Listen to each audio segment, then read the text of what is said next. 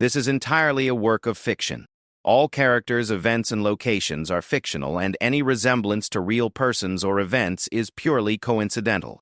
The echo of expensive heels on marble floors had become a sound that made every palace staff member hold their breath. Lady Catherine Whitmore, the new wife of Prince Alexander, had developed a reputation for pushing boundaries that others wouldn't dare approach. But on this particular autumn morning, as golden leaves danced outside the towering windows of Kensington Manor, she was about to cross a line that would change everything. The east wing of the palace had remained untouched for 3 years, sealed by grief and royal protocol. It had belonged to Princess Elena, the beloved first wife of Prince Alexander, who had died tragically in a car accident while returning from a charity event. The rooms still held her presence, her books on the nightstand, her favorite roses in crystal vases that the staff religiously replaced, her clothes hanging in wardrobes like ghosts of happier times. But Lady Catherine had grown tired of living in the shadow of a memory. She had plans, ambitious plans, that required space, influence, and most importantly, the complete erasure of any reminder that she was not Alexander's first choice for love. Today, she would claim what she believed was rightfully hers. Consequences be damned. Part 1. The morning sun cast long shadows across the pristine gardens of Kensington Manor, as Lady Catherine Whitmore stood before the ornate mirror in her private chambers, adjusting the emerald necklace that had once belonged to the Queen Mother. Her reflection stared back with cold determination, blue eyes calculating and sharp. Today marked exactly 6 months since her marriage to Prince Alexander, and she had decided it was time to establish her true position in the palace hierarchy. Catherine had not grown up in the world of royalty and protocol. Born Catherine Mills in a modest suburb of Manchester, she had clawed her way up through society's ranks with a combination of stunning beauty, razor-sharp intelligence, and an almost supernatural ability to read people's weaknesses. Her transformation from a shop girl to a duchess had taken 15 years of careful planning, strategic relationships, and ruthless ambition. She had first met Prince Alexander at a charity gala 2 years after Princess Elena's death. The prince had been a broken man then, drowning his sorrows in work and public appearances, going through the motions of royal duty while his heart remained buried with his late wife. Catherine had recognized the opportunity immediately. Where others saw a grieving widower, she saw a vulnerable man desperate for companionship and someone to help him forget his pain. The courtship had been a masterclass in manipulation. Catherine had presented herself as the perfect antidote to his grief. Vivacious where Elena had been gentle, modern where Elena had been traditional, ambitious where Elena had been content. She had studied Elena's life obsessively, learning everything about the late princess, only to position herself as her complete opposite. Where Elena had preferred quiet evenings and charitable work, Catherine threw lavish parties and cultivated relationships with influential politicians and business leaders. Now, as she prepared for what she privately called her Declaration of Independence, Catherine reflected on the obstacles that still stood in her way. The palace staff remained stubbornly loyal to Elena's memory, often speaking of her in hushed, reverent tones that made Catherine's blood boil. The media constantly compared her to the people's princess, usually unfavorably. Even Alexander himself seemed to drift into melancholy whenever Elena's name was mentioned, which happened far too frequently for Catherine's liking. But the most tangible reminder of her predecessor was the East Wing itself. 3 years after Elena's death, it remained exactly as she had left it, transformed into an unofficial shrine that the entire palace treated with religious reverence. The wing consisted of Elena's private study, her sitting room, a small library where she had hosted reading clubs for local children, and her personal bedroom suite. Every day, fresh flowers appeared in the rooms. Every week, the linens were changed. Every month, her clothes were carefully maintained and organized. Catherine had initially approached Alexander about converting the space into something more practical, perhaps a modern entertainment area or additional guest suites for visiting dignitaries. His reaction had been swift and absolute. The East Wing would remain untouched. It was not a request or a preference. It was a royal decree that brooked no argument. For months, Catherine had accepted this limitation, biding her time and building her influence in other areas of palace life. She had successfully reorganized the staff schedules, implemented new protocols for public appearances, and even convinced Alexander to modernize several outdated traditions. But the East Wing remained off-limits, a constant reminder that there were still parts of her husband's life where Elena's ghost held more power than his living wife. The tipping point had come 3 days earlier during a dinner party with several members of Parliament and their wives. Lady Margaret Thornfield, the wife of the defense minister, had innocently mentioned how much she missed Elena's famous garden parties in the East Wing. "Such a shame that beautiful space goes unused," she had said, not realizing the explosive nature of her comment. Elena had such wonderful taste. Those rooms were absolutely magical during her gatherings. The other wives had quickly joined in, sharing their own fond memories of Elena's hospitality and charm. Catherine had sat there, smiling politely while fury built in her chest like a pressure cooker. Even in death, Elena continued to overshadow her at every turn. The conversation had continued for nearly an hour, with story after story about the late princess's kindness, her style, her grace, her seemingly endless capacity for making everyone feel special. That night, as Alexander slept peacefully beside her, Catherine had made her decision. She would no longer live as a tenant in Elena's palace. Tomorrow, she would claim the East Wing and begin the process of erasing every trace of the woman who continued to haunt her marriage from beyond the grave. Now, as she descended the grand staircase toward the East Wing, Catherine felt a mixture of excitement and nervousness. She had chosen her timing carefully. Alexander was in London for a series of meetings with Parliament, not due to return until evening. Most of the senior staff were busy with their morning duties in other parts of the palace. She would have several hours to assess the rooms and begin making plans for their transformation. The East Wing corridor stretched before her like a tunnel to the past. Unlike the rest of the palace, which Catherine had successfully modernized with contemporary art and furnishings, this area remained frozen in time. The wallpaper was a soft cream with delicate rose patterns that Elena had personally selected. Family photographs lined the walls, showing Elena and Alexander during their courtship and early marriage, their faces glowing with genuine happiness that Catherine had never quite managed to capture in her own portraits. As she approached Elena's private study, Catherine noticed Mrs. Eleanor Hastings, the head housekeeper, emerging from the room with a fresh bouquet of white roses. Mrs. Hastings was a formidable woman in her 60s who had served the royal family for over 30 years. She had been fiercely devoted to Elena and had made no secret of her disapproval of Catherine's more modern approach to royal life. "Lady Catherine," Mrs. Hastings said, her tone carefully neutral, but with an undertone of surprise. "Is there something you need from this wing? I wasn't aware you had any business here." Catherine straightened her shoulders, drawing herself up to her full height. "Actually, Mrs. Hastings, I've come to discuss some changes that will be taking place in these rooms. I've decided it's time to convert this space into something more suitable for entertaining foreign dignitaries. The sitting room would make an excellent reception area, and the bedroom suite could serve as luxury guest quarters." The color drained from Mrs. Hastings' face. "I beg your pardon, my lady, but that's not possible. Prince Alexander's instructions were very clear. These rooms are to remain exactly as they are. No changes, no alterations, no exceptions." Prince Alexander's instructions were given during a period of grief, Catherine replied smoothly. "It's been 3 years now. It's time to move forward and make practical use of valuable space. I'm sure when I explain the benefits to him, he'll see the wisdom in my proposal." Hastings clutched the roses tighter, her knuckles white against the stems. "My lady, with all due respect, these aren't just rooms. This was Princess Elena's private sanctuary. Every item, every arrangement, every detail has been preserved exactly as she left it. To disturb this space would be unthinkable." Catherine felt her carefully maintained composure beginning to crack. "Princess Elena is dead, Mrs. Hastings. I am Prince Alexander's wife now. This is my home, and I will not continue to live in a museum dedicated to a ghost." The words hung in the air between them like a challenge.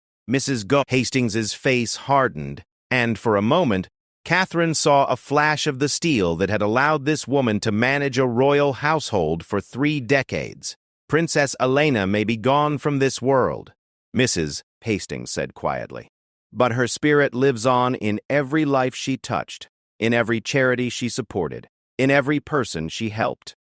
These rooms are not a museum, Lady Catherine. They are a testament to a remarkable woman who understood what it truly meant to serve others.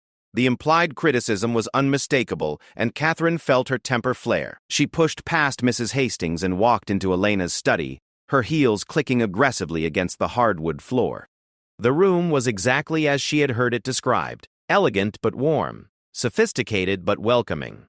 Elena's desk still held a half-finished letter to one of her charities, her fountain pen lying beside it as if she might return at any moment to complete her thoughts.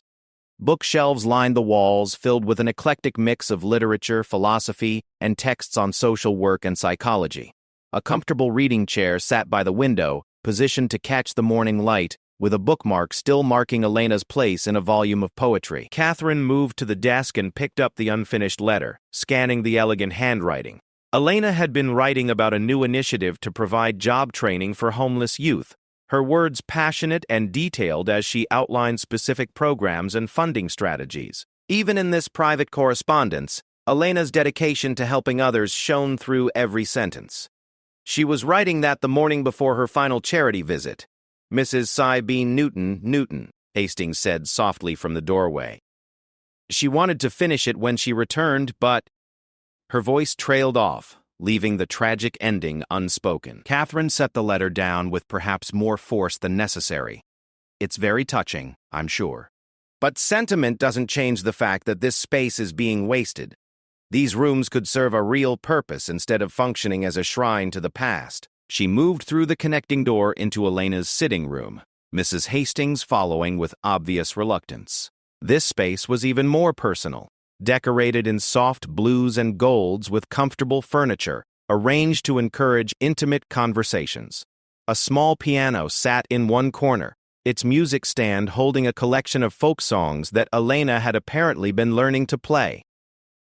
Photographs covered every surface, not formal royal portraits, but candid shots of Elena with children at various charity events, laughing with hospital patients, embracing elderly residents at nursing homes.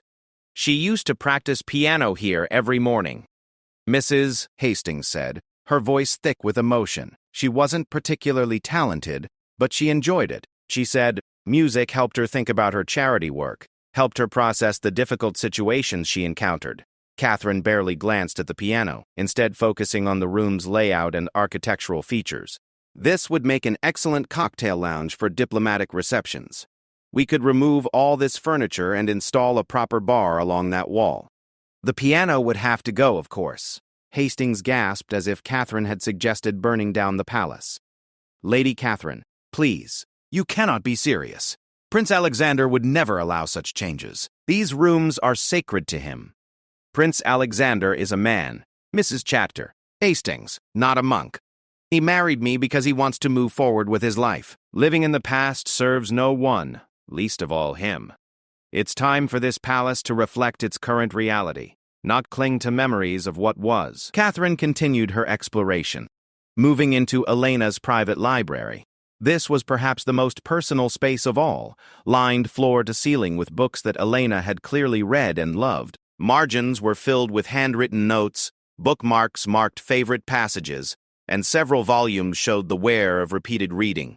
A comfortable window seat was piled with cushions, and a small table nearby held a tea service and a plate that still contained a few stale biscuits from Elena's last afternoon reading session. She hosted reading groups here for local children, Mrs. Hastings explained, following Catherine's gaze around the room. Every Saturday morning, she would invite a dozen young people from the nearby villages.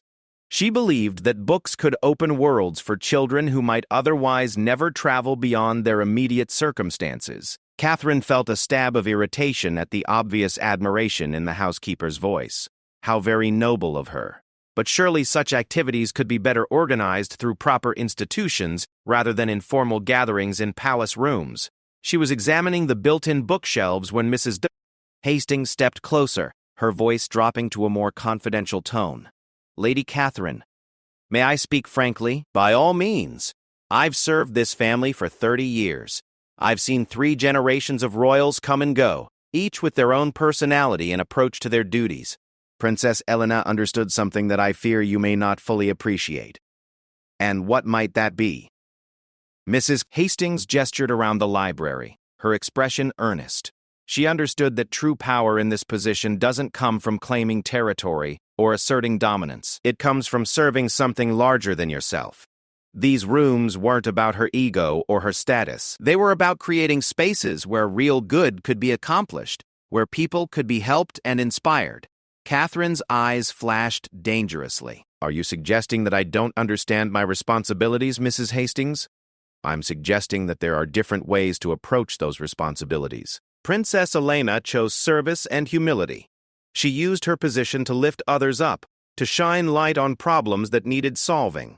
These rooms were her workshops, her sanctuaries, where she could think and plan and create real change in people's lives. The implicit criticism was more than Catherine could bear. Princess Elena is dead, she said coldly. Whatever she may have accomplished in her brief time here, it's over now. I am Alexander's wife, and I will not spend my marriage competing with a ghost for relevance in my own home. Mrs. Hastings stiffened. These rooms are not about competition, my lady. They're about honoring the memory of someone who made a genuine difference in the world. They're about an inability to accept reality. Alexander married me, not Elena's memory. He chose to move forward, and it's time everyone else in this palace did the same. She strode toward the final room, Elena's bedroom suite, with Mrs. Hastings trailing reluctantly behind. This space was the most intimate of all, decorated in soft lavenders and whites with elegant furniture that managed to be both regal and welcoming. The four-poster bed was made with pristine linens, as if Elena might return at any moment. Her dressing table still held personal items, a silver brush and mirror set, a few pieces of simple jewelry, a photograph of her and Alexander on their wedding day.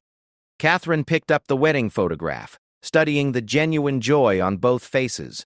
Alexander looked younger, unguarded, completely devoted to the woman beside him. Elena radiated happiness and love, her smile so bright it seemed to illuminate the entire image. They were so happy, Mrs. Hastings said softly. I remember that day like it was yesterday. The whole palace was filled with music and laughter. Princess Elena insisted on keeping the celebrations modest by royal standards, but the joy was unmistakable. Catherine set the photograph down abruptly. Yes, well, that's all in the past now. This bedroom would make an excellent guest suite for visiting heads of state. We could completely renovate, install modern amenities, create something truly impressive. Mrs. Hastings moved to stand between Catherine and the dressing table, her protective instincts fully engaged. Lady Catherine, I must insist that you reconsider this course of action. Prince Alexander's grief may have softened with time, but his love for Princess Elena remains. To destroy these rooms would be to wound him in ways you may not fully comprehend. Catherine's patience finally snapped completely. His love for Princess Elena? What about his love for me? What about his responsibility to our marriage and our future together? I will not continue to live as a second-class citizen in my own home, constantly reminded that I was not his first choice. Perhaps, Mrs. Hastings said carefully, the issue isn't about being first or second. Perhaps it's about understanding that love isn't a competition with finite resources. Prince Alexander can honor Elena's memory while still building a future with you. Not while these rooms exist as monuments to his past, Catherine replied firmly. I've made my decision, Mrs. Gray. Hastings. Beginning tomorrow, these rooms will be converted for more practical purposes. You can either assist with the transition or explain to Prince Alexander why his household staff is undermining his current wife's authority. The threat hung in the air between them. Mrs. Flanking her were James Morrison, the palace's head of security who had served for 25 years, and Margaret Flynn, Elena's former personal secretary who had remained on staff to manage the princess's ongoing charitable foundations. Behind them stood a small group of other long-term employees, their faces a mixture of determination and barely contained outrage. Lady Catherine, Mrs. Hastings said formally, I'm afraid I cannot allow you to proceed with any alterations to Princess Elena's private quarters. Catherine's eyes narrowed as she assessed the situation. She had expected some resistance, but this level of organized opposition was both surprising and infuriating. Mrs. Hastings, I believe I made myself quite clear yesterday. These changes are happening whether you approve or not. Please step aside. James Morrison, a tall man with graying hair and the bearing of a career military officer, stepped forward. My lady, with all due respect, I have explicit orders from Prince Alexander that these rooms are not to be disturbed. Those orders supersede any new instructions unless they come directly from His Royal Highness himself. The interior designer Catherine had brought with her, a nervous young man named Thomas, shifted uncomfortably as he sensed the tension in the air. He had been thrilled to be commissioned for a royal project, but he was beginning to understand that he had walked into something far more complicated than a simple renovation. Mr. Morrison, Catherine said, her voice taking on the imperious tone she had perfected during her years climbing society's ladder. I am Prince Alexander's wife. My authority in matters concerning the domestic arrangements of this palace is absolute. If you continue to obstruct me, I will have no choice but to recommend your immediate dismissal. Margaret Flynn, a woman in her 40s with intelligent eyes and Elena's same gentle bearing, spoke up for the first time. Lady Catherine, perhaps you don't fully understand the significance of what you're proposing. These rooms contain irreplaceable personal items, documents related to ongoing charitable work that Princess Elena initiated, and historical artifacts that belong to the people of England, not just the royal family. Miss Flynn, Princess Elena's charity work was admirable, I'm sure, but it ended with her death 3 years ago. Whatever documents and artifacts you're referring to can be properly archived or donated to appropriate institutions. The rooms themselves need to serve the living, not memorialize the dead. The charity work didn't end, Margaret replied firmly. The Princess Elena Foundation continues to operate 5 major programs that she established. The Reading Initiative for Underprivileged Children has expanded to serve over 3,000 students across the country. The Job Training Program has placed more than 800 young people in stable employment. The mental health support network she created has helped thousands of families. Her work lives on because she built something lasting. This information caught Catherine off guard. She had assumed that Elena's charitable activities had been typical royal patronage, ceremonial appearances, and token donations that provided good publicity without real substance. The idea that Elena had created ongoing programs with measurable impact was both impressive and deeply troubling. It suggested a level of competence and dedication that Catherine had not expected. That's all very commendable, Catherine said carefully. But surely those programs can continue to operate without maintaining these rooms as a shrine. The foundation can relocate its materials to appropriate office space. Hastings exchanged glances with Margaret Flynn before speaking. My lady, these aren't just storage rooms for paperwork. Princess Elena designed these spaces specifically to support her charitable work. The library served as a meeting space where she could host private discussions with other philanthropists, government officials, and charity directors. The sitting room was where she conducted interviews with potential program participants. The study was her workshop, where she developed new initiatives and wrote the policy papers that influenced national legislation.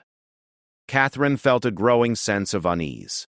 Each revelation about Elena's activities made it more difficult to dismiss her as a mere figurehead who had happened to capture the public's affection through charm and tragic circumstance. The evidence was mounting that Elena had been a genuinely effective advocate who had used her position to create real change. The bedroom suite, Margaret added quietly, contains her personal research library. Princess Elena read extensively about poverty, education policy, mental health treatment, and social justice. She maintained correspondence with experts around the world. Those books and letters represent thousands of hours of study and preparation that informed everything she did. Thomas, the interior designer, cleared his throat nervously. Perhaps, Lady Catherine, we could consider a more gradual approach? Maybe we could start with just one room, or focus on updating the decor while maintaining the basic function of the spaces? Catherine whirled on him, her eyes flashing with anger. I am not paying you to negotiate compromises with the staff. I am paying you to implement my vision for these rooms. Either you can do that, or I'll find someone who can. The young man paled but nodded reluctantly. Of course, my lady. Whatever you wish. James Morrison stepped forward again, his voice calm but implacable. Lady Catherine, I'm afraid I cannot allow any work to proceed in these rooms without direct authorization from Prince Alexander. My orders are clear and unambiguous. Catherine realized that she was facing a level of resistance that could not be overcome through threats or intimidation. These people were willing to risk their jobs to protect Elena's legacy, which suggested a depth of loyalty and conviction that Catherine had not encountered before. She needed a different strategy. Fine, she said, forcing her voice to remain level. I can see that you all feel very strongly about this matter. Perhaps the best course of action is for me to contact Prince Alexander immediately and clarify the current chain of authority in domestic matters. She pulled out her mobile phone and dialed Alexander's private number, aware that everyone present was watching her intently. The phone rang several times before connecting to voicemail. Catherine left a carefully worded message requesting an urgent callback regarding some confusion among the staff about domestic authority in the East Wing. Prince Alexander is in meetings all day, Mrs. Hastings observed mildly. He specifically requested not to be disturbed except for genuine emergencies. This is a genuine emergency, Catherine replied curtly. The staff is actively defying my direct instructions. That seems quite serious to me. Margaret Flynn spoke up again, her tone respectful but firm. Lady Catherine, may I ask what specifically you hope to accomplish with these changes? Perhaps if we understood your goals, we could suggest alternative approaches that might meet your needs without disturbing Princess Elena's spaces. Catherine considered her response carefully. She could hardly admit that her primary motivation was jealousy and a desire to erase evidence of Elena's continued influence over Alexander and the palace staff. She needed to frame her objectives in more rational, practical terms. The palace needs to function efficiently for current purposes, she said finally. These rooms represent valuable space that could be used to support the Crown's contemporary diplomatic and social responsibilities. Converting them into proper guest quarters and reception areas would allow us to host more international visitors and conduct more sophisticated entertainment for political and business leaders. But my lady, Mrs. Hastings said gently, we already have extensive guest quarters and multiple reception rooms throughout the palace. The East Wing represents less than 5% of the total space available. Surely the current arrangements are adequate for your needs? Catherine felt trapped by the logic of the argument. The truth was that the palace had more than enough space for any conceivable social or diplomatic function. Her desire to claim the East Wing was not based on practical necessity, but on symbolic importance. She needed to establish her dominance over Elena's memory, to prove that she was the real power in Alexander's life. The current guest quarters are outdated and inadequate for modern standards, she said, grasping for justification. International visitors expect certain amenities and levels of sophistication that simply aren't available in the older sections of the palace. James Morrison raised an eyebrow. My lady, just last month we hosted the Japanese ambassador and his entire delegation in the West Wing guest quarters. They specifically commented on the exceptional quality of the accommodations and requested to stay in the same rooms for their next visit. Every argument Catherine advanced seemed to crumble under the weight of practical reality. The palace was not lacking in space, amenities, or functionality. Her proposed changes served no purpose except to satisfy her own psychological needs, and everyone present appeared to understand this fact perfectly. The point, she said, her voice rising slightly, is that I am the current princess of this household, and I should have the authority to make decisions about how our domestic spaces are utilized. The fact that we're having this conversation at all represents a fundamental breakdown in the chain of command. Mrs. Hastings studied Catherine with the same careful attention she might give to a complex household problem requiring delicate handling. Lady Catherine, might I suggest that this situation is less about authority and more about understanding? Princess Elena's legacy is not a threat to your position. If anything, it represents an opportunity for you to build upon something truly meaningful. I don't want to build upon Elena's legacy, Catherine snapped, her careful composure finally cracking. I want to establish my own legacy, in my own way, without constantly being measured against a dead woman who has been elevated to sainthood in everyone's memory. The admission hung in the air like a confession. For the first time, Catherine had revealed the true source of her frustration, and everyone present could see the raw jealousy and insecurity that drove her actions. Margaret Flynn stepped forward, her expression compassionate rather than judgmental. Lady Catherine, Princess Elena, was not a saint.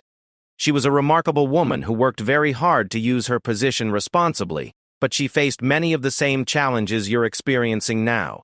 The media scrutiny, the public expectations, the difficulty of finding her own path within royal traditions. The difference, Catherine said bitterly, is that everyone loved her effortlessly. She never had to fight for respect or recognition.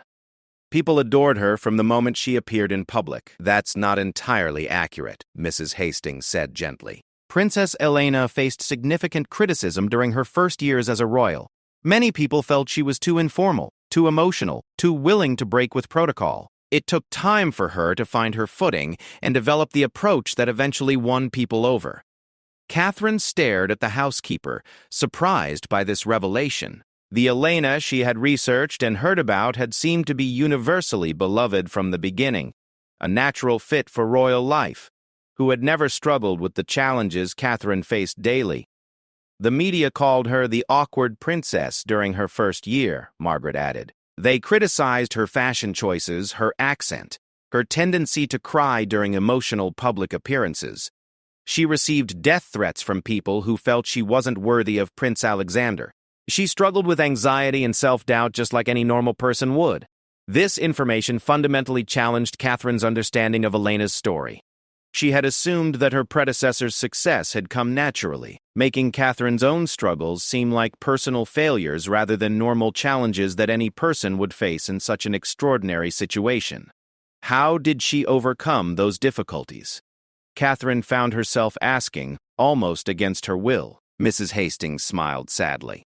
She focused on service rather than success. Instead of trying to win people's approval, she concentrated on finding ways to help them. The love and respect came naturally once people saw that her motivations were genuine. She also made mistakes, Margaret added. Plenty of them. But she learned from each one and kept trying to do better. The person you've heard about, the beloved princess, was the result of years of hard work and personal growth. Catherine felt a strange mixture of emotions as she processed this new perspective on Elena's life. Part of her was relieved to learn that her predecessor had not been the effortless success story she had imagined. But another part of her was disturbed by the implication that Elena's achievements had been earned through dedication and genuine care for others, rather than natural charisma or favorable circumstances. "That's all very interesting," Catherine said finally, struggling to maintain her authority in the conversation. "But it doesn't change the fact that these rooms need to serve current purposes rather than preserving the past." Before anyone could respond, the sound of approaching footsteps echoed through the corridor. Everyone turned to see a figure emerging from the shadows at the far end of the east wing, walking with the measured pace of someone who belonged in this space and had every right to be there. It was William Harper, the palace's head groundskeeper, and Elena's former confidant, a man in his 70s whose weathered hands had tended the palace gardens for over 4 decades. He had been working in the private garden that connected to Elena's sitting room and had heard voices inside the palace. "Mrs. Hastings," he said as he approached, his voice carrying the authority of someone who had seen multiple generations of royals come and go. "Is there some sort of problem in Princess Elena's wing?" Catherine bristled at the possessive way he referred to the space, as if Elena still owned it from beyond the grave. "Mr. Harper, there's no problem that concerns the gardening staff. We're discussing interior renovations." William looked at her with the same patient expression he might use with a child who didn't understand why certain flowers needed to be planted in particular seasons. "Begging your pardon, Lady Catherine, but Princess Elena's rooms are very much my concern. She specifically asked me to tend the garden space that connects to her sitting room, and Prince Alexander confirmed that arrangement would continue indefinitely. Prince Alexander's arrangements can be modified to reflect current circumstances," Catherine replied tersely. William shook his head slowly. "Not these arrangements, my lady. These were promises made to a dying woman, and promises like that don't get modified for convenience." Catherine felt the ground shifting beneath her feet. "What do you mean, promises to a dying woman?" Mrs. Hastings and Margaret Flynn exchanged glances, clearly recognizing that a crucial piece of information was about to be revealed.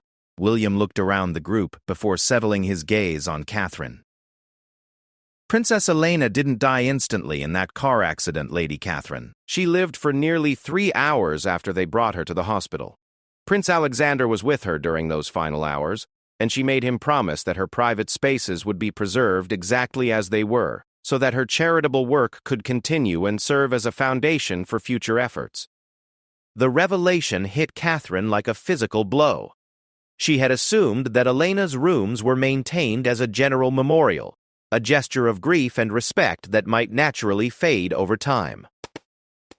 The knowledge that they were preserved as the result of a deathbed promise changed everything. This wasn't just about sentiment or household tradition. It was about a sacred vow that Alexander had made to his dying wife. He promised her, William continued, his voice gentle but implacable, that everything she had built would be protected and honored, that her work would continue to help people long after she was gone. That was her final wish, and it was his final gift to her. Catherine felt the last of her arguments crumble away. She could fight against sentiment, tradition, even staff loyalty, but she could not compete with a promise made to a dying woman, especially when that woman was the great love of her husband's life. The silence stretched on for several moments as everyone absorbed the weight of William's revelation. Finally, Catherine straightened her shoulders and looked around the group with as much dignity as she could muster. "I see," she said quietly. "Well, that certainly puts a different perspective on the situation." She turned to Thomas, the interior designer who had been standing frozen throughout the entire exchange. "Mr. Thomas, it appears that this project will need to be postponed indefinitely. I'll contact your office about compensation for your time today." The young man nodded eagerly, clearly relieved to escape the increasingly uncomfortable situation. "Of course, Lady Catherine. Thank you for considering my services." As Thomas hurried away, Catherine found herself alone with the group of staff members who had effectively defeated her most ambitious attempt to establish dominance in the palace. She knew that word of this confrontation would spread throughout the household within hours, undermining her authority and confirming everyone's suspicion that she was fighting a losing battle against Elena's memory. "Lady Catherine," Mrs. Hastings said gently, "if you'd like to discuss alternative ways to make your mark on the palace, I'd be happy to help you identify spaces and projects that could truly benefit from your attention." The offer was clearly meant as a peace gesture, but Catherine was too wounded and embarrassed to accept it gracefully. "Thank you, Mrs. Hastings, but I think I can manage my own affairs." She turned and walked away from the east wing, her heels clicking against the marble floor with less confidence than they had carried that morning. Behind her, she could feel the eyes of Elena's loyal guardians watching her retreat, probably already planning how they would report this incident to Prince Alexander. As she reached her own quarters, Catherine realized that she had not only failed to claim the East Wing, but had also revealed the depths of her jealousy and insecurity to the very people whose respect she needed most. The battle was over, and she had lost decisively. But Catherine was not the type of person to accept defeat gracefully. As she sat in her sitting room staring out at the gardens where William Harper continued his devoted maintenance of Elena's memory, she began to formulate a new strategy. If she could not erase Elena's legacy through direct confrontation, she would find more subtle ways to undermine it. The war was far from over. Part 3. The afternoon sun cast long shadows across Catherine's private sitting room as she paced restlessly, her mind churning with humiliation and determination in equal measure. The confrontation in the East Wing had been a devastating defeat, but it had also provided her with valuable intelligence about the true nature of Elena's hold over the palace and its inhabitants. Now she understood that she was not fighting against mere sentiment or tradition, but against something far more powerful. A carefully constructed legacy, built on genuine accomplishment and protected by sacred promises. 3 hours had passed since her retreat from Elena's wing, and Catherine had used that time to reassess her strategy. Direct confrontation had proven disastrous, revealing her motivations too clearly and allowing Elena's defenders to unite against her. She needed a more sophisticated approach, one that would allow her to achieve her goals without appearing to attack Elena's memory directly. Her phone buzzed with a text message from Alexander. Heard there was some confusion at the palace today. We'll be home by 8 for dinner. We should talk. Catherine's stomach tightened as she read the message. The formal tone and the suggestion that they needed to talk indicated that news of the morning's events had already reached him.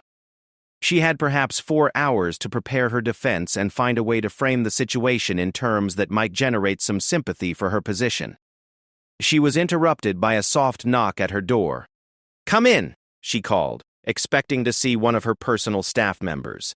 Instead, Margaret Flynn entered, carrying a small leather portfolio and wearing an expression of cautious determination. Catherine stiffened, surprised by this unexpected visit from Elena's former secretary and uncertain about the woman's intentions. "Lady Catherine," Margaret said respectfully, "I hope you don't mind the intrusion. I wanted to speak with you privately about what happened this morning." Catherine gestured toward a chair, her curiosity overcoming her irritation. "Please, sit down. I assume you're here to gloat about your victory in defending the sacred shrine?"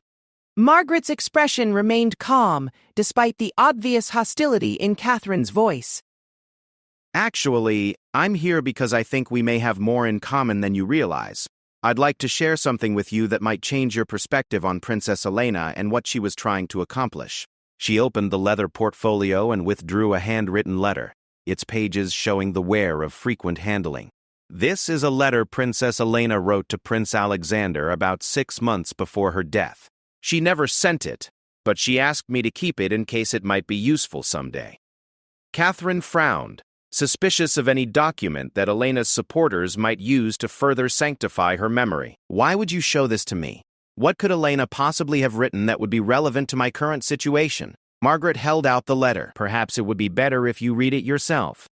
Catherine took the pages reluctantly, scanning the elegant handwriting with a mixture of curiosity and dread. As she read, her expression gradually shifted from skepticism to surprise to something approaching shock.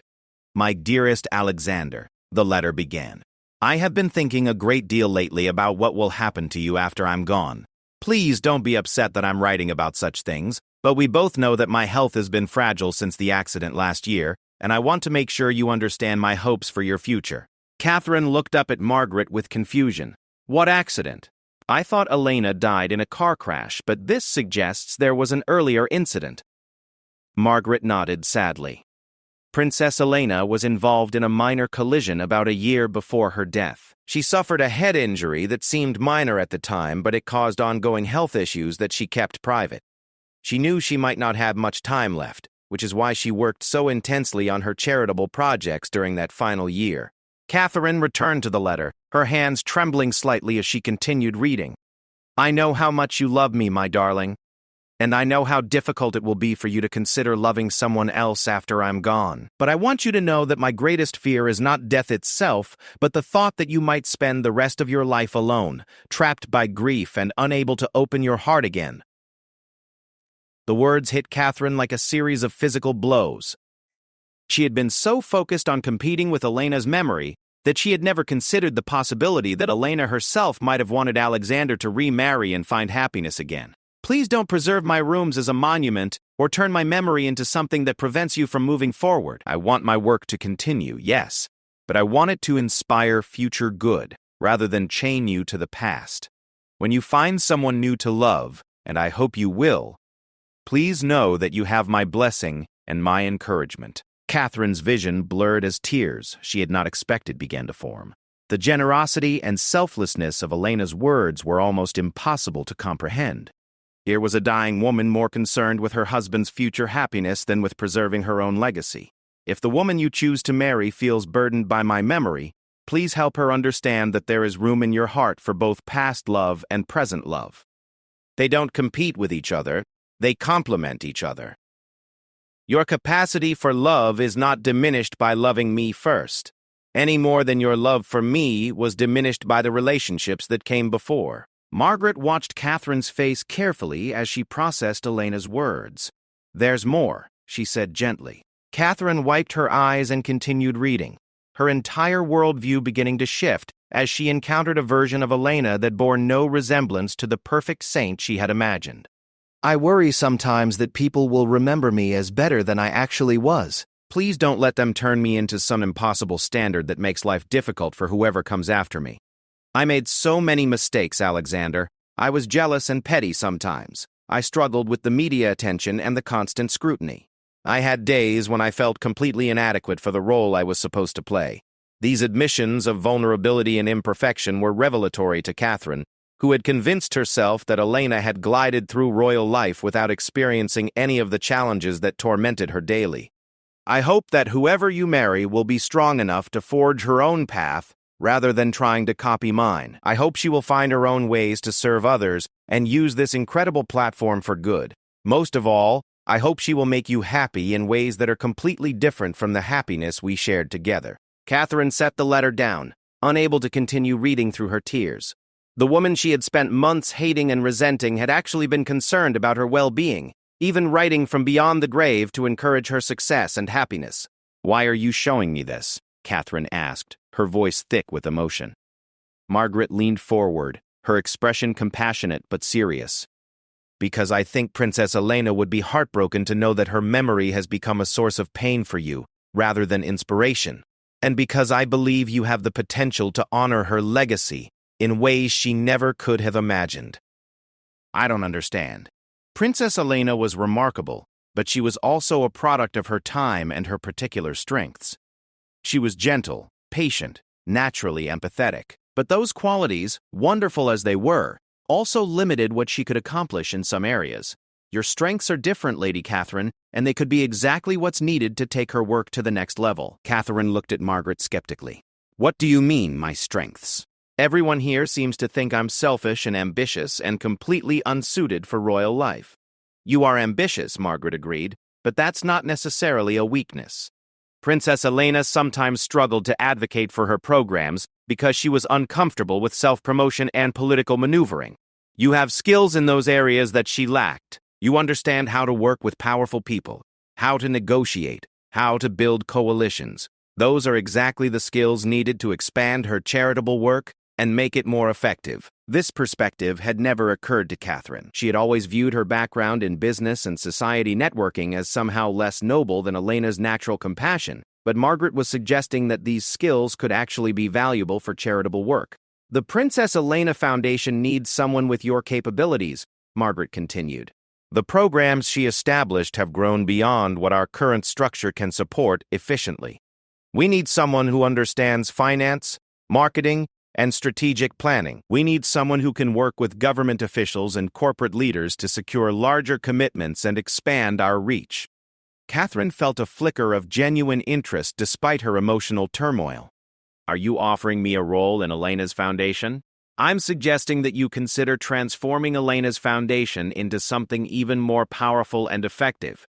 You have the skills and connections to take her work in directions she never could have pursued herself. Instead of competing with her legacy, you could become its most important champion and developer." The idea was both appealing and terrifying.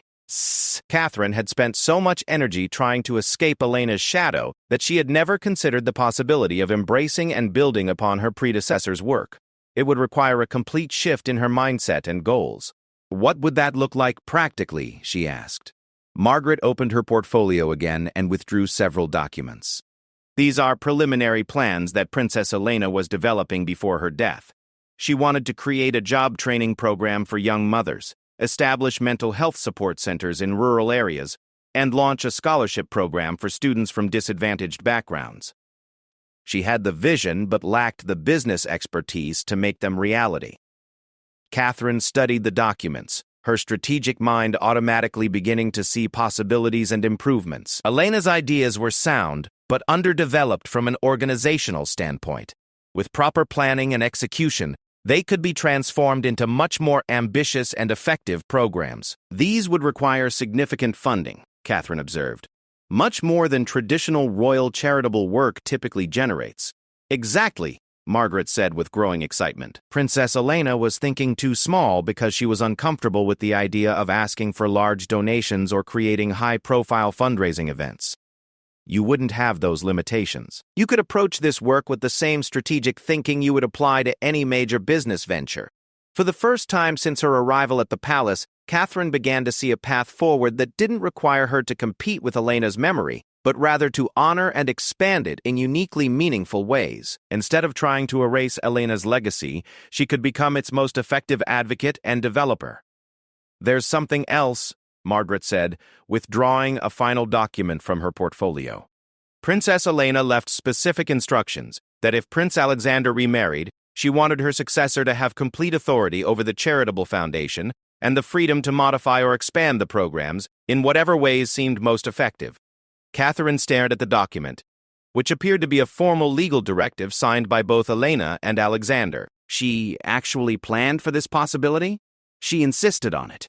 Princess Elena understood that different people would bring different strengths to royal work, and she wanted to ensure that future efforts could benefit from those diverse capabilities, rather than being constrained by her particular approach. The generosity of this gesture was overwhelming to Catherine. Not only had Elena given her blessing for Alexander to remarry, but she had also created a framework for her successor to take charge of her life's work and improve it according to her own vision and abilities. "Why didn't anyone tell me about this before?" Catherine asked. Margaret looked uncomfortable.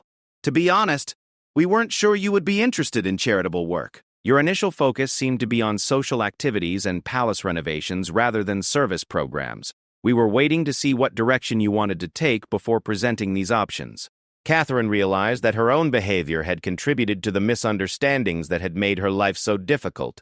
By focusing on competition and territorial concerns, she had obscured her genuine capabilities and interests from the very people who could have helped her find a meaningful role.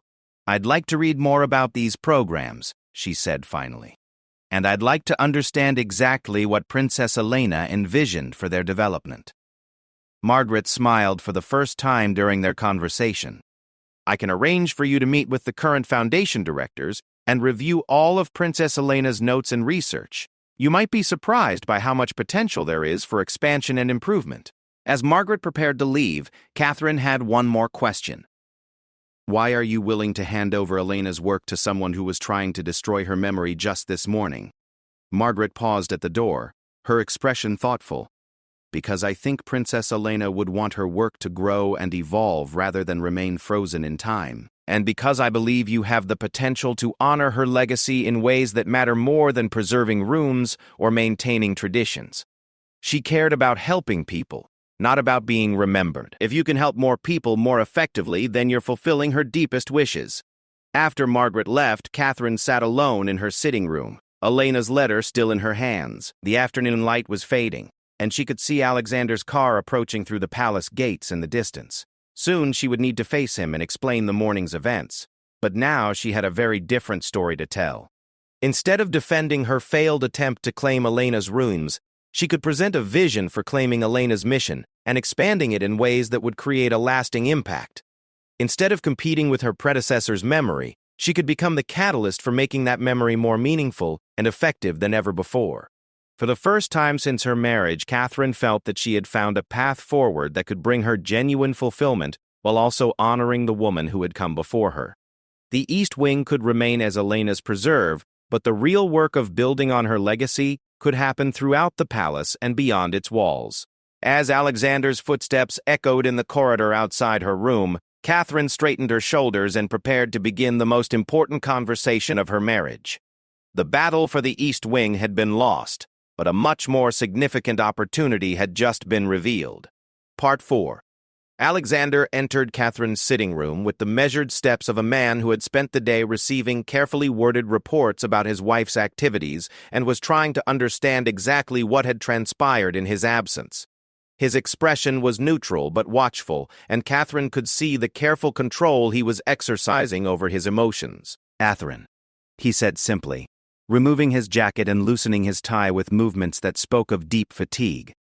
"I understand there was some sort of incident involving the East Wing today." Catherine rose from her chair, Elena's letter still clutched in her hands, her mind racing as she tried to find the right words to begin what might be the most crucial conversation of their marriage. The afternoon with Margaret Flynn had completely transformed her understanding of the situation, but she wasn't sure how much of her new perspective Alexander would be willing or able to accept. "Alexander, please sit down. There's a great deal I need to tell you, and some of it may be difficult to hear." He studied her face, noting the evidence of tears and the unusual vulnerability in her expression. This was not the defensive, angry woman he had expected to find based on the reports he had received. Something significant had changed during the hours since the morning's confrontation. "Before you say anything," Catherine continued, "I need to apologize. My behavior today was inexcusable, and it was based on misunderstandings and insecurities that I should have discussed with you directly, rather than acting out through the household staff." Suddenly, whatever he had expected from this conversation, a straightforward apology had not been among the possibilities he had considered. "I tried to claim Elena's rooms today," Catherine said, deciding that complete honesty was the only way forward. "I wanted to convert them into guest quarters and reception areas. I told myself it was for practical reasons. But the truth is that I was jealous of her memory and tired of feeling like I was living in her shadow." Alexander's face remained carefully expressionless, but Catherine could see tension building in his shoulders and around his eyes. She pressed on before he could respond. "I was angry that the staff seemed more loyal to a dead woman than to me. I was frustrated that every comparison between us seemed to favor her. I was tired of feeling like I was your second choice, a consolation prize you settled for because you couldn't have what you really wanted." Now Alexander's carefully maintained composure began to crack. "Catherine, that's not—" "Please, let me finish," she interrupted gently. "I know this is painful, but I need you to understand how lost I've felt since our marriage. I came into this household with no real understanding of who Elena was or what she meant to everyone here. All I knew was that she was universally beloved and that I seemed to fall short of her example in every possible way." Alexander sank into a chair, his exhaustion becoming more apparent as Catherine's words revealed the depth of the problems they had been avoiding in their relationship. "But today Margaret Flynn showed me something that has completely changed my perspective," Catherine continued, holding up Elena's letter. "She showed me a letter that Elena wrote to you before her death. A letter that reveals a side of her I never knew existed." Alexander's eyes widened as he recognized the familiar handwriting on the pages Catherine held. "How do you have that?" "I thought Margaret had destroyed all of Elena's private correspondence. She kept this one because Elena specifically asked her to, in case it might be useful someday." "Alexander, did you know that Elena wanted you to remarry? Did you know that she was worried about me feeling overshadowed by her memory?" Finally, Alexander's composure finally shattered completely. "Catherine, you don't understand the complexity of what Elena was going through. During those final months, she was dying, and she was trying to take care of everyone else's emotional needs while facing her own mortality. That letter represents her fear and her love, not necessarily her truest feelings. But it also represents her wisdom," Catherine replied firmly. She understood something that we've both been too blind to see. She knew that love doesn't work as a competition, that honoring the past doesn't require sacrificing the future. She moved to sit beside Alexander, Elena's letter between them like a bridge across the emotional distance that had been growing throughout their marriage. "I've been fighting the wrong battle," Catherine said. "I've been trying to compete with Elena instead of learning from her. I've been trying to erase her influence instead of understanding how I might build upon what she started." Alexander looked at her with a mixture of confusion and cautious hope. "What do you mean?" "Margaret Flynn offered me something today that I never expected. The chance to take over Elena's charitable foundation and expand it in ways that could help far more people than the current program's reach. Instead of destroying Elena's legacy, I could become its most effective champion." For the first time since entering the room, Alexander's expression showed genuine surprise. "The foundation?" "Catherine, that work requires a level of commitment and expertise that Dr. Hea possesses," Catherine finished, but without anger. "I know I've given you little reason to believe in my capabilities in that area. I've been so focused on social activities and palace renovations that I haven't demonstrated any real interest in service work." "It's not about capability," Alexander said carefully. "It's about motivation. Elena's work came from a deep personal commitment to helping others. It wasn't something she did for recognition or social status. It was the core of who she was as a person." Catherine nodded, acknowledging the implicit challenge in his words. "You're right to question my motivations. For most of my life, I've been focused on advancing my own position and securing my own success. But I've also learned skills during that journey that could be valuable for charitable work: strategic planning, fundraising, coalition building, working with powerful people to achieve specific goals. She opened Margaret's portfolio and withdrew Elena's development plans, spreading them across the table between them. Look at these programs Elena was designing before her death. They're brilliant concepts, but they're underdeveloped from an organizational standpoint. With proper business planning and strategic implementation, they could help thousands more people than Elena ever imagined possible. Alexander leaned forward to examine the documents, his expression gradually shifting from skepticism to interest as he saw Catherine's strategic mind engaging with Elena's charitable vision. Elena was thinking like a charitable amateur, Catherine continued, her excitement growing as she articulated her vision. One program at a time, small-scale implementation, traditional funding sources. But these ideas could be transformed into something much more ambitious and effective. She pointed to Elena's notes about job training for young mothers. Instead of helping dozens of women per year, this could be scaled up to help thousands. Instead of operating out of borrowed community center space, we could establish permanent training facilities, with partnerships with major employers who would guarantee job placement for successful graduates. Alexander studied Catherine's face as she spoke, seeing a level of genuine enthusiasm and strategic thinking that he had never witnessed from her before. For the first time, he was glimpsing the formidable intelligence and drive that had allowed her to rise from modest circumstances to become a duchess. The funding alone would require millions of pounds, he observed. Which I could raise, Catherine replied confidently. I have relationships with business leaders, politicians, and philanthropists that Elena never had access to. I understand corporate social responsibility initiatives and government grant programs and international development funding. I could approach this work with resources and strategies that Elena never could have utilized. For several minutes, they discussed the practical aspects of expanding Elena's charitable vision, and Alexander began to see possibilities that had never occurred to him. Catherine's business background and social connections could indeed open doors that had been closed to Elena's more traditional approach to charitable work. But there's a deeper question here, Alexander said finally. Elena's work came from her heart, from a genuine desire to help people who were suffering. What would motivate you to take on this level of responsibility and commitment? Catherine was quiet for a long moment, considering how to articulate feelings that she was still discovering within herself. For most of my life, I've been focused on winning. Winning social status, winning financial security, winning a place in society that no one could take away from me. But what I've realized today is that winning against Elena's memory is a meaningless victory. There's no satisfaction in defeating a dead woman who wanted me to succeed. She picked up Elena's letter again, her voice becoming softer and more reflective. Reading her words today, understanding her hopes for my happiness and success, I felt something I haven't experienced in years: genuine shame.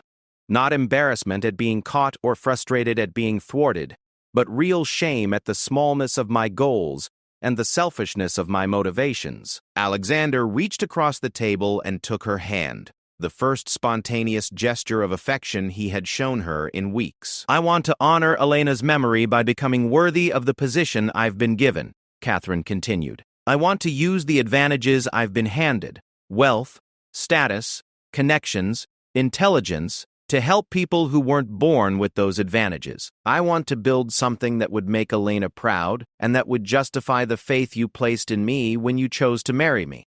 The emotional honesty of Catherine's words was unlike anything Alexander had heard from her during their courtship and marriage. For the first time, he was seeing past her carefully constructed persona to the insecure but determined woman beneath. Catherine, if you're serious about this, it would represent a complete transformation of how you approach your role here. The media attention alone would be intense, and not all of it would be favorable. Are you prepared for that level of scrutiny and criticism? Catherine smiled ruefully. I've been living with unfavorable media attention since our engagement was announced. At least now I'd be giving them something meaningful to criticize, instead of just my fashion choices and party planning. They talked long into the evening, working through the practical and emotional implications of Catherine's proposal to take over Elena's charitable work. Alexander found himself remembering why he had been initially attracted to Catherine: her intelligence, her ambition, her ability to see possibilities that others missed. Those qualities, which had sometimes seemed like liabilities in the context of traditional royal life, could indeed be tremendous assets in the world of modern charitable work. "There's one more thing we need to discuss," Alexander said as the conversation began to wind down.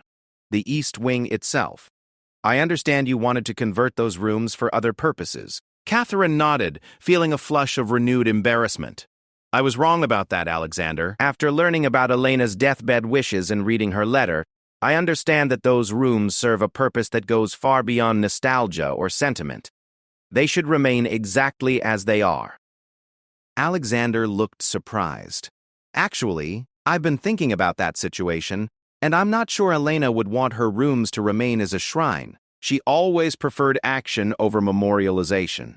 Now it was Catherine's turn to be surprised. "What do you mean?" "Elena's letter that Margaret showed you, it specifically mentioned that she didn't want her memory to become a burden or an obstacle. If converting those rooms would help you establish your own identity and approach to royal life, perhaps that's what she would have wanted." Catherine stared at him, realizing that they had both been trapped by assumptions about what Elena would have wanted rather than focusing on what might actually serve the living.